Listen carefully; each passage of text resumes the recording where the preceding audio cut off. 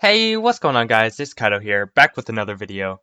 Today, we're going to be doing something a little bit different. Today, I'm going to be giving you my opinion on Battalion 1944.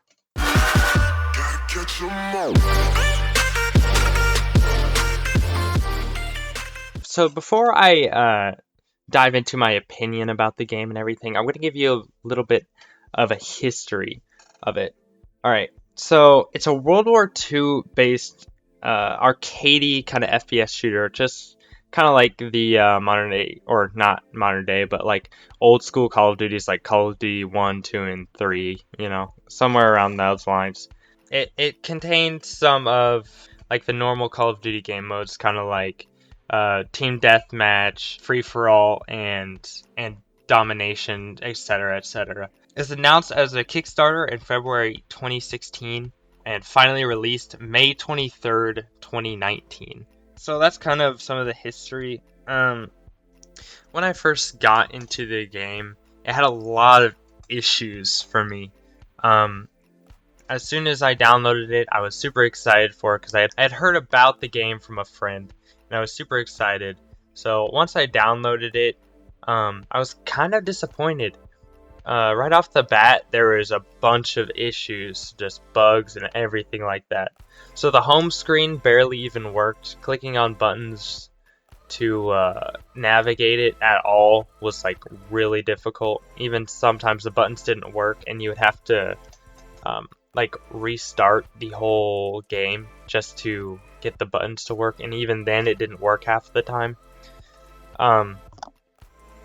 When you would try and go into your settings and like switch your keybinds over, like it starts as a default with like your scope in, it's a toggle instead of a hold down to scope in kind of thing.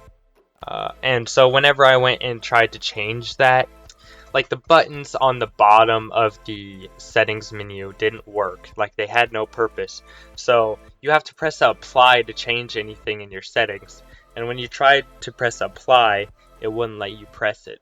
So it is kind of very frustrating to do. And when you would press escape, it would ask you, are you sure you want to discard changes? And if you press yes, then it would make you go out finally. But if you press no, then it would keep you in there, and even if you still tried to press apply, it wouldn't work. And a lot of the time, when you were trying to get into a game, it would go into this really long loading screen.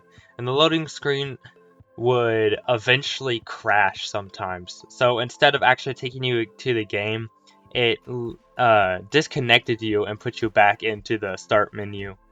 And that was really frustrating when you were trying to play in a party with some of your friends.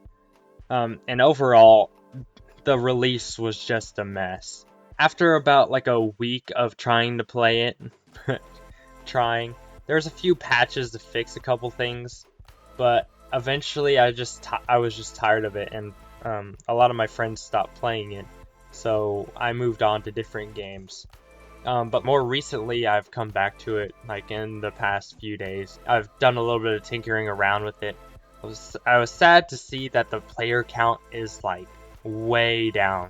I've been trying to get into an arcade for a couple of days, and every time you go into your queue, you could probably sit in the queue for hours on end without finding anyone because no one is online.